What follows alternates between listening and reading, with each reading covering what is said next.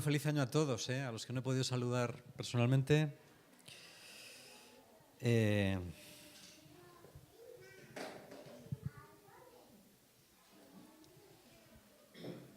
Deseo que hayáis empezado el año súper bien y que siga todavía mejor, ¿vale?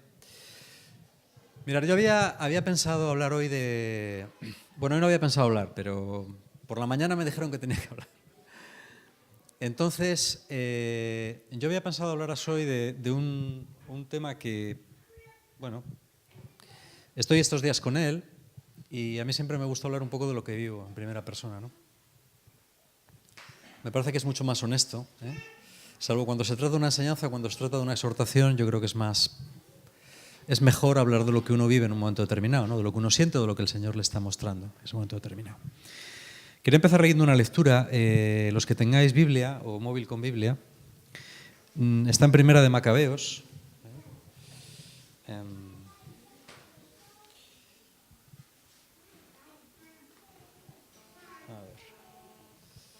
Bueno, es igual, la leo.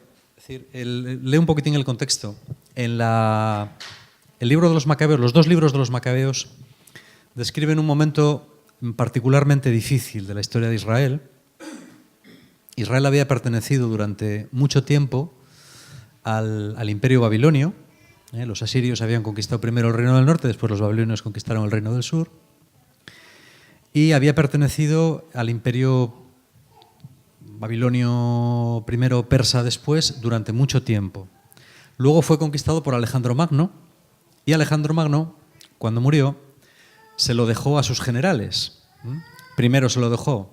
Bueno, Alejandro dividió el imperio entre sus generales y lo que sería el reino de Israel, el reino de Judá, bueno, algo del reino del norte también, pasó primero al reino de Egipto, que estaba dirigido por la dinastía de los Ptolomeos, pero después pasó al reino de los Seleucidas, de Seleuco, al reino de Siria.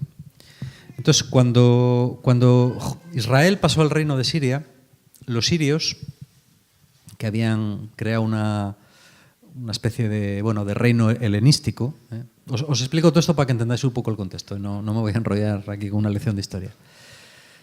Los reyes de la dinastía seleucida querían un reino helenístico.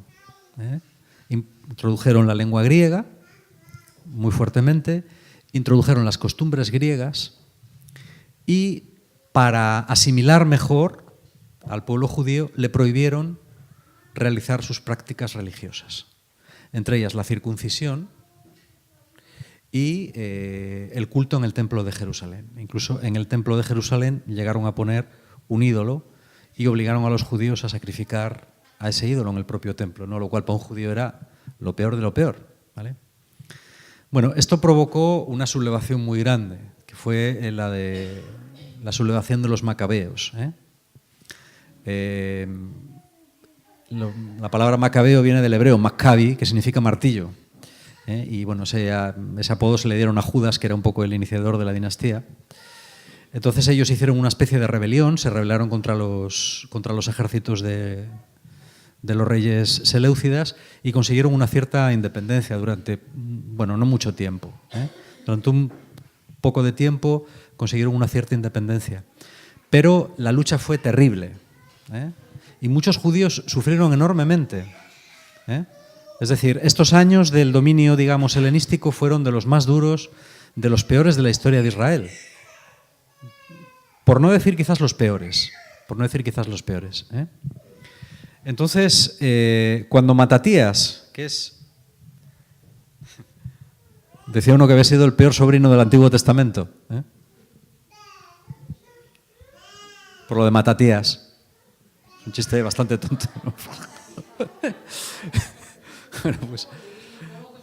¿Cómo os ha costado? Es que vamos... Este Matatías, fue el primer gran... Se sublevó en el propio templo de Jerusalén, le cortó la cabeza a un judío que se atrevió a ofrecer un sacrificio delante del altar de los falsos dioses, ¿no?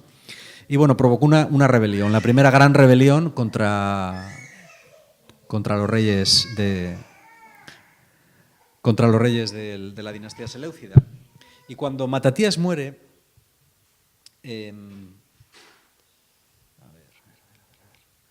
les da una especie de recomendación, ¿no? Que a mí me gusta muchísimo. Vamos a ver. Y voy a ver si lo encuentro porque es que ahora lo he perdido. Vaya por Dios. Por aquel tiempo Matatías... No.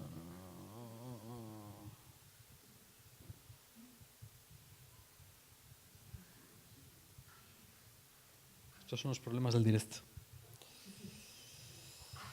Y los problemas de utilizar la Biblia en el móvil.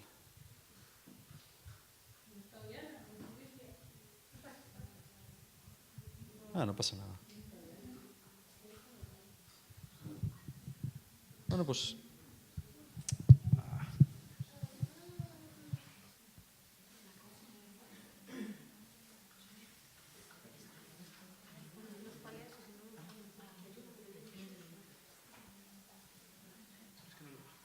No os preocupéis.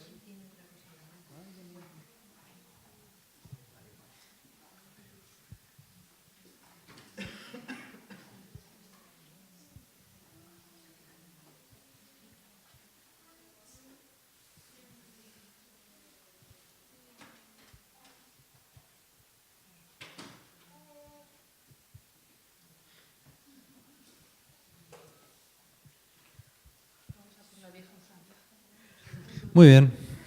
No recuerdo la cita exacta, pero la puedo buscar. Es un texto cortito, pero es que a mí me gusta mucho.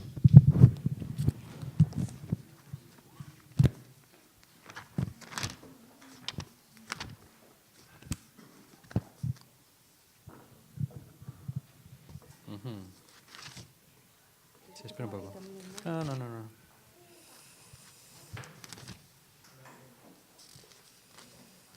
Ajá. Esto es, sí. Aquí está. Sí, está en el capítulo 2. Es el versículo 49. Bueno, voy a leer el pasaje entero. Dice: ahora triunfa, les dice Matatías a sus hijos y a sus compañeros de armas, ¿no? Ahora triunfa la soberbia y la ignominia. Es tiempo de persecución y de terrible ira. Por eso, hijos míos, defended con coraje la ley y ofreced vuestra vida por la alianza de vuestros antepasados. Acordaos de las hazañas que realizaron nuestros antepasados en su tiempo y conseguiréis una gran gloria y una fama eterna. ¿No demostró Abraham su fidelidad en la prueba y el Señor se lo anotó en su haber? José guardó la ley cuando cayó sobre él la desgracia y llegó a ser señor de Egipto. Pinhas, nuestro antepasado, se mostró ardiente defensor de la ley y recibió la promesa de un sacerdocio eterno. Josué, por observar la ley, llegó a ser juez de Israel. Caleb, por dar testimonio en la asamblea, recibió en herencia esta tierra. David, por su misericordia, heredó el trono real para siempre. Elías, por su fervorosa defensa de la ley, fue arrebatado al cielo. Ananías, Azarías y Misael, por haber tenido confianza, fueron salvados de las llamas. Daniel, por su rectitud, fue librado de la boca de los leones. Comprobad, pues, que de generación en generación los que esperan en el Señor no sucumben nunca. No temáis las amenazas del impío, porque su gloria se convertirá en estiércol y gusanos. Hoy es ensalzado y mañana desaparece, porque vuelve al polvo y se esfuman sus planes. Vosotros, hijos míos, sed hombres y combatid valerosamente para defender la ley, porque en ella encontraréis vuestra gloria. Bueno, siempre una de las tradiciones de Israel en tiempos de dificultad ha sido recordar los tiempos antiguos, los tiempos de los antepasados, y de ese pasado extraer la fuerza para el presente. Esto es una tradición muy judía y también muy cristiana. Nosotros lo hemos tomado de los judíos. Y esta tarde estaba leyendo un libro y estaba leyendo algunas historias de algunos cristianos que habían vivido situaciones muy difíciles. Algunos de ellos habían vivido situaciones muy difíciles desde el punto de vista de la seguridad personal y otros desde el punto de vista de su vida interior. Concretamente, leía la historia de un misionero escocés, James Foster, que estuvo evangelizando una tribu perdida en China a principios del siglo XX. Y los diarios de este hombre son una mezcla muy curiosa, ¿no? De fe, por un lado, y por otro lado de la desesperanza más absoluta. Es decir, este hombre tuvo malísima suerte con esta tribu, ¿eh? Vivió unas condiciones absolutamente miserables con ellos durante muchísimos años, pero no conseguía conversiones. La gente que se le convertía se le desconvertía después. Y hay un momento en el que él está prácticamente al borde de la desesperación, diciendo, bueno, he empleado mi vida absolutamente para nada, ¿vale? Él murió de malaria cerebral poquitín antes de que estallara la Segunda Guerra Mundial en China, es decir, bueno, de la invasión japonesa y después de la Guerra Civil china, y dejó un pequeño grupo de cristianos, unos poquitos nada más, de esta etnia. Sin embargo, después de la invasión japonesa y después de la subida al poder de los comunistas en China a partir de 1945-46, cuando en 1989 por ahí se hizo un recuento de las creencias de las distintas etnias que conforman China, resulta que el 90% de esta tribu eran cristianos. Pero él no lo vio. Él no lo vio.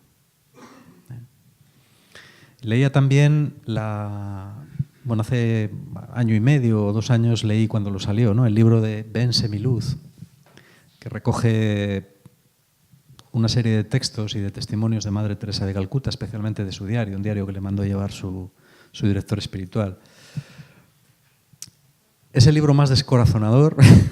Yo no recomiendo que lo leáis, a no ser que estéis especialmente fuertes. Yo creo que hay 2 libros profundamente descorazonadores que yo he leído. Es decir, uno es este y el otro es A Grief Observed, Una pena observada. Es un libro escrito por C.S. Lewis, el último libro que C.S. Lewis escribió. Que es un libro que yo tampoco recomiendo leer, a no ser que uno esté muy bien de fe y muy así, porque son 2 libros descorazonadores. Bueno, uno es un libro, el otro es un diario. No es lo mismo, ¿no? Esta gente se enfrenta a circunstancias muy difíciles. Yo creo que la Madre Teresa, probablemente la aparición de sus diarios, tras su muerte, en 1997, hayan acelerado profundamente o rápidamente su proceso de canonización. Va a ser canonizada en breve. Ya es beata, pero va a ser canonizada en breve. ¿Por qué? Porque esta mujer vivió, es difícil de entender porque ella tampoco da muchas explicaciones, ¿no? Pero vivió una prueba de fe terrible durante 50 años. Es decir, por la razón que sea, durante 50 años ella vivió una oscuridad total y sentía que de alguna manera sus oraciones no eran contestadas. Una época muy difícil, hasta que murió. No se le pasó hasta que murió. Claro, esto es muy fuerte. Es realmente fuerte, ¿no? Hay casos muy duros en la vida de la fe. Yo recuerdo un caso que he contado varias veces y que me impresionó mucho cuando lo leí. Es un caso verídico, ¿no? Durante la Guerra de Corea, de 1950 a 1953, la Guerra de Corea empezó porque Corea del Norte, que era pro-China, invadió Corea del Sur, intentando crear una república comunista, unificar Corea y crear una república comunista, ¿no? Entonces, Corea siempre ha sido el país más cristianizado de todo Oriente, hasta el día de hoy. En el norte no, bueno, en el norte no se sabe, pero en el sur es el único país de Asia en el cual la mayoría de la población es cristiana, en lugar de budista o hinduista, o musulmana, en el caso de Indonesia. Es el único país. Entonces había muchos cristianos. Cuando los comunistas llegaban a cada aldea, lo que solían hacer era detener a los pastores, ejecutarlos o lo que fuera. Pero en una de ellas concreta, mandaron llamar al pastor y a su mujer, reunieron a la gente en la plaza del pueblo y el teniente del ejército de Corea del Norte le dijo al pastor: ¿va a decir usted aquí delante de todo el mundo que usted es un agente de la CIA, un agente del imperialismo? Seguro que a algunos le suena, a Pedro seguro que le suena mucho esto, este lenguaje. Va a decir usted que es un agente del imperialismo y vamos a cavar una zanja de tierra muy profunda, de unos 3 metros de profundidad. Y le dijeron: si usted no dice que ha estado engañando a esta gente, durante 25 años con estos cuentos del cristianismo, que todo es mentira y que en realidad usted es un agente, le vamos a meter a usted, a su mujer y a sus 4 hijos en la zanja y los vamos a enterrar vivos. Y el tío dijo que sí, que lo iba a decir, pero su mujer le dijo que no. Dijo, mira, por vivir un poco más, suponiendo que vayamos a vivir un poco más, que no está muy claro, dadas las circunstancias, no merece la pena hacer esto. Entonces los soldados los metieron en la zanja, empezaron a echar paladas de tierra, los otros empezaron a cantar y la tierra los cubrió enteros. Murieron todos. Y se acabó la historia. Esto es algo terrible. Sí, yo creo que hay que tener un valor o una fe fuera de toda, toda consideración y de toda lógica humana, ¿no? Es decir, nadie habría condenado, ni siquiera Dios mismo, yo estoy seguro, habría condenado a ese padre por decir lo que hubiera hecho falta para salvar a su familia. Pero no lo hizo. Por supuesto, la gente del pueblo no solamente no abandonó la fe, sino que los pocos que no eran cristianos se hicieron cristianos al ver aquello, claro. Con lo cual, el propósito de los soldados pues, fue exactamente el contrario del que pretendían. Pero no quiero quedarme en esto. Ahora, lo que quiero quedarme es que hay seres cristianos que son de una talla especial. ¿Vale? Seguramente cualquiera de nosotros, al escuchar estas historias, os pasará como a mí, ¿no? Es decir, pensaréis que esto no va con vosotros. Es decir, bueno, qué maravilla, que haya gente así, que tal, pero vamos, yo ni voy a llegar a eso, ni quiero llegar, ni deseo verme en esa situación. ¿Vale? Eso está muy bien, pero tiene un problema. Y es que estas cosas no se eligen. Te tocan. ¿A quién le tocan? Pues a quien Dios, en su designio incomprensible, decide que le tienen que tocar. A veces Dios elige a una persona absolutamente insignificante, como Madre Teresa, insignificante en todos los sentidos. O sea, físicamente, culturalmente, étnicamente, para ser un icono del cristianismo pues en la segunda mitad del siglo XX, ¿no? Ganar el Premio Nobel de la Paz y crear una obra que, además de ser una gran obra de caridad, es sobre todo una obra muy mediática. Es una de las banderas, de las cosas más prestigiosas que tiene la Iglesia Católica. ¿Por qué a ella? Pues no lo sé. ¿Por qué a esta familia? Pues no lo sé. La historia de Madre Teresa la conoce todo el mundo, la de esta familia coreana probablemente la conozcan en Corea, pero vamos, aquí no creo que la conozca mucha gente, ¿no? Etcétera, etcétera. Podríamos seguir contando historias de estas. Hay cristianos que han tenido mucha suerte, como nosotros. Me refiero a nosotros, los que hemos vivido en España siempre. Algunos que venís de fuera no habéis tenido tanta suerte, seguramente. Y posiblemente nunca nos va a pasar nada. A lo mejor sí. A lo mejor sí. A lo mejor vamos a pasar circunstancias muy difíciles, ¿no? Es una cosa que no decidimos. Pero lo que yo quería resaltar, lo que yo pensaba hoy, y es la esencia de lo que os quería compartir, es que necesitamos que Dios nos haga hombres y mujeres fuertes. Yo se lo pido a Él por mí mismo, ¿no? Yo hay veces que cuando veo mi vida y veo las circunstancias que la rodean, a veces me entra miedo, os lo confieso. Y a veces también que me desespero un poco, también lo confieso. Porque no sé muy bien cómo voy a hacer para hacer lo que se supone que tengo que hacer. Y me entra miedo. Aquí en la comunidad hablamos muchas veces de la evangelización, hablamos de España y hablamos de las grandes cosas que Dios va a hacer y que, bueno, tenemos un discurso a ese nivel muy, muy amplio, ¿no? Muy potente. Lo que pasa es que para que ese discurso se cumpla hace falta una determinada gente. que esté dispuesta a vivir una determinada serie de cosas. Yo veo que las grandes aventuras de Dios, todas, absolutamente todas, empiezan por decisiones humanamente descabelladas que ciertas personas toman. Hay gente que las toma y hay gente que no las toma. Cuando la gente las toma y es llamada por Dios a ello, de verdad, entonces se hacen las grandes obras.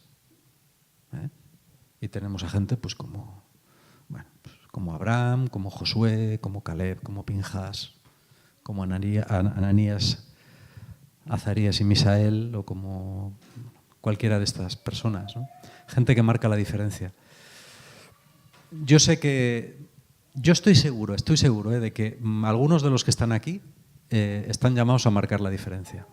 Otros igual no lo sé, pero algunos sí. Y de que en cierta medida el que el plan de Dios se haga o no se haga va a depender de esa respuesta. ¿Vale? Por eso yo lo que os quiero animar, yo por ejemplo me desespero mucho cuando en mí mismo o en los demás, ¿no?, veo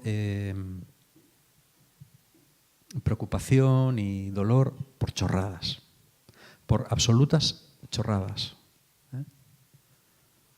pues por sentimientos de no aprecio, por supuestas heridas, ¿no? Yo a veces digo, no sabemos lo que es una herida, de verdad. Por estados de ánimo. Me siento bien, me siento mal, hoy lo veo, mañana no lo veo. Así no se puede estar. A ver, yo no estoy en un pedestal hablándoos a vosotros, ¿eh? Es decir, aquí yo estoy en un nivel y vosotros en otro. No, estamos todos en el mismo barco. Entonces yo cuando predico estas cosas también me predico a mí mismo. No estoy en un lugar aparte. Pero es que así no se puede estar. Así no se puede estar. Hay que espabilar. Hay que espabilar. Porque solamente en la medida en la que elijamos ser fuertes, y a veces ser fuerte es muy difícil, es muy chungo. Solamente quien lo ha pasado mal de verdad sabe lo que es ser fuerte y lo que cuesta. El que no lo ha pasado mal no lo sabe. Y cuando digo pasarlo mal, Pasarlo mal. Es decir, en la vida hay muchas formas de pasarlo mal, pero no todas son iguales. Y la pena es que cuando uno no sabe, desgraciadamente para él, lo que es pasarlo verdaderamente mal, sufre por chorradas. A veces cuando lo has pasado mal también sufres por chorradas, pero menos. Porque siempre te acuerdas. Dices, virgencita, virgencita, que me quede como estoy. No me vaya a pasar lo que me pasó de aquella, y entonces aprendes. Por eso yo creo que Dios forja caracteres especiales en circunstancias muy difíciles. Hay gente que ha sido capaz de olvidarse de muchas cosas, ¿no? De perdonar, de seguir adelante, ¿no? Yo recuerdo Corrie ten Boom, que ha sido una santa de nuestro siglo, ¿no? Cuando después de salir del campo de Ravensbrück, absolutamente traumatizada por la experiencia de vivir en un campo de concentración, ¿no?, al año siguiente le piden ir a predicar a Alemania. Cuando ella había dicho, yo juré, salí de Alemania antes de que acabara la Segunda Guerra Mundial, en medio de bombardeos, y juré, ante mí misma que no volvería a pisar Alemania, nunca jamás. Sin embargo, al año siguiente la llaman para predicar allí. Y en una de las predicaciones se encuentra con uno de los verdugos del campamento. Y el verdugo del campamento, que no la reconoce, va y le tiende la mano. Es que hay cosas terribles, pero es que vamos a decir. Un tío se acerca a mí después de una conferencia y me dice, mire, yo fui un guardia del campo de Ravensbrück,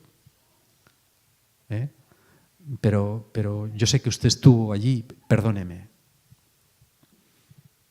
Decía, para mí eso humanamente era imposible. Es decir, mi hermana, eran dos hermanas solteras, mi hermana murió allí y yo vi su cuerpo amontonado junto con un montón de cuerpos más en los baños de las mujeres, porque había tantos cadáveres que ya no había dónde ponerlos. Eso es una herida, eso sí. Eso es pasarlo mal. Y tú tienes que volver a Alemania y Dios te lleva a Alemania para que te encuentres con un elemento de estos, de las SS, y le des la mano y no le denuncies para que le ahorquen. Esto es muy fuerte, pero dice ella, ese momento marcó mi vida, marcó los siguientes años de mi vida. Hasta que ella murió esto fue en el 46 o así, murió en el 83. Hasta ese momento, o sea, toda mi vida, ese fue el pistoletazo de una vida de una enorme bendición. Corrie ten Boom viajó por todo el mundo, vamos, a lo largo y ancho del mundo, predicando. Es una persona extremadamente influyente.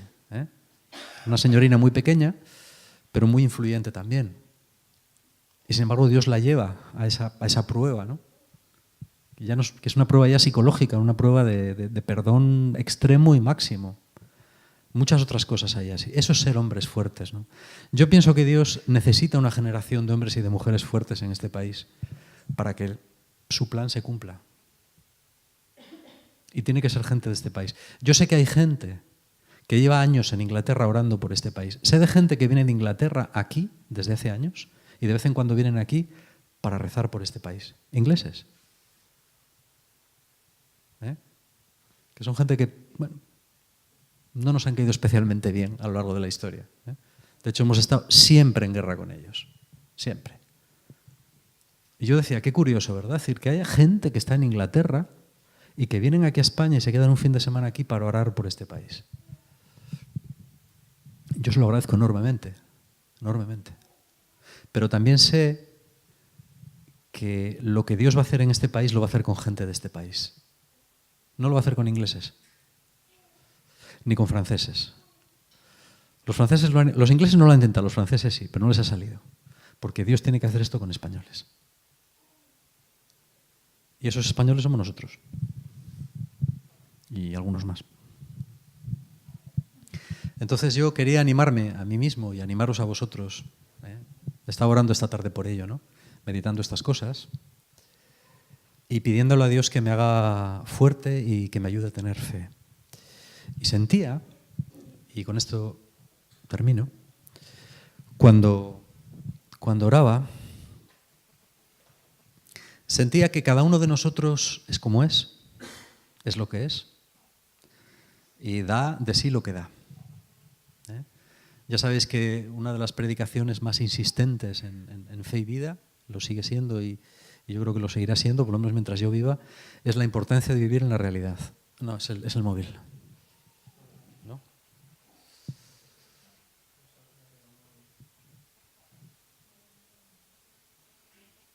Bueno, es igual. Una de las cuestiones más importantes es vivir en la propia realidad y tenemos que saber para lo que valemos. Yo sé para lo que valgo y para lo que no. Entonces ya no me esfuerzo en pedirle a Dios cosas que sé que no son para mí, ¿vale? Aunque me gusten. Pero hay una cosa que es muy importante. Yo soy lo que soy, tengo la fe que tengo y doy lo que doy de sí. Pero hay una parte que depende de mí. Por ejemplo, ¿nosotros qué podemos hacer para llegar a ser como esas personas de las que hemos estado hablando hasta ahora? ¿Qué podemos hacer? No es mucho lo que podemos hacer. No es gran cosa comparado con lo que tiene que hacer Dios. Pero es algo muy importante. Es mantener, como dice el padre Heibels, es mantener nuestro cubo lo más lleno posible. Y cada uno de nosotros sabe lo que tiene que hacer. Por ejemplo, va a ser muy difícil que podamos llegar a ser hombres de esta categoría si primero no llegamos a ser hombres y mujeres de profunda oración. No se puede. De la misma manera que no se puede correr una maratón si no se entrena. No se puede. Tú puedes tener unas condiciones alucinantes o puedes no tenerlas, pero las tengas o no las tengas, hay una cosa que está muy clara. Sin entrenamiento tú no corres una maratón. ¿Es así? Tú no vas a poder ser un hombre o una mujer de fe sin horas. No se puede. O sea, puedes darte las explicaciones que quieras, que me distraigo, que me aburro, que no es lo mío, que yo... lo que tú quieras, que no tengo tiempo, que tengo sueño, que no tengo sueño, que lo que quieras, lo que sea, que tengo hijos o que no los tengo, da lo mismo. Si tú no oras, tú no vas a ser una persona así. Es así. Yo es una cosa que tengo ya muy clara. De la misma manera que si tú no te alimentas espiritualmente. Si tú no lees literatura espiritual, no vas a aprender. Porque por ciencia infusa normalmente Dios no enseña. A veces sí, pero raras veces. Tú das aquello de lo que te alimentas. Si yo no leo, no puedo predicar. porque estaría predicando siempre lo mismo. Y eso no os aprovecharía nada a vosotros, ni a nadie. Ni a mis alumnos, ni a nadie. Tengo que leer continuamente, y tengo que pensar continuamente, y tengo que orar continuamente. Y si no tengo tiempo, pues me las tengo que arreglar para tenerlo. Y si no, abandono. Es así de sencillo. Es así de sencillo. ¿Qué tienes que hacer? Mira a ver lo que tienes que hacer. Yo sé lo que tengo que hacer yo. Yo sé lo que tengo que hacer yo. Y de hecho esta tarde he tomado una serie de decisiones de cosas que tengo que cambiar. Entre ellas, madrugar más en vacaciones. Por ejemplo, yo madrugo mucho durante el año, pero en vacaciones no. Porque a mí me gusta trasnochar y levantarme tarde. Pero siento que eso no lo debo hacer. ¿Por qué? Porque pierdo por lo menos 2 horas que son muy valiosas de tiempo al día, porque el tiempo por la mañana rinde más que el de la noche. Porque por la mañana trabajo y por la noche veo la tele. ¿Vale? No estoy 2 horas viendo la tele, pero bueno, estás zascandileando, hablando, no sé qué, no sé cuántos. Bueno, pues a lo mejor tengo que hacer eso. En vacaciones tengo que seguir madrugando como hago durante el curso. Igual no a las 7:30, pero igual a las 8 o cuando sea. Por ejemplo, ayunar. No voy a preguntar cuántos de aquí ayunamos o ayunan habitualmente. Pero chicos, eso está en la Biblia. Hay que ayunar. Ayunar de comer, ayunar de ver la tele, ayunar de tener relaciones sexuales, los que las tienen, ayunar de ver la tele, ya lo he dicho, ayunar de comer chocolate, ayunar de tomar café, ayunar de lo que sea. Cada uno sabe de qué tiene que ayunar. Y eso no es... San Pablo lo dice, por cortos periodos de tiempo. Es decir, yo no creo que haya que ayunar porque grandes periodos de tiempo, ¿no? Porque entonces llega un momento... Yo hubo una época en la que ayunaba todos los viernes. Y llegó un momento en que eso para mí ya no era ayunar, era lo que hacía los viernes. Entonces dije, bueno, vamos a parar, ¿no? Que sea algo que realmente tenga significado en lo que es mi vida cotidiana. Bueno, vamos a hacer eso. No, si no hace falta que estemos 15 días ayunando, si a lo mejor con dejar una comida es bastante. Pero hazlo. Hazlo. O no sé, reza un rosario de vez en cuando. Yo no puedo con un rosario entero últimamente, pero rezo un misterio, me viene bien. Aliméntate. Yo es que creo que esto es muy importante. Y eso es lo que nosotros podemos hacer. Hay otra parte que tiene que hacerla Dios. Pero muchas veces Dios no la hace. Dios no hace el 90% si nosotros no hacemos el 10%. Y esa es la cuestión. Entonces, en resumen, yo creo que para muchos de los que estamos aquí se presenta un año interesante. Yo creo que el 2014, no sé si España volverá a ganar el Mundial, pero va a ser un año interesante. Va a ser un año con muchas oportunidades para la evangelización y muchas oportunidades también para el crecimiento personal. Cada cual desde donde esté. Y yo pienso que es muy bueno empezar el año recordando una vez más cómo podemos crecer, cómo podemos llegar a ser hombres y mujeres fuertes, que marquen la diferencia y que pueden impactar y cumplir el objetivo de sus vidas. ¿Vale? Pues amén.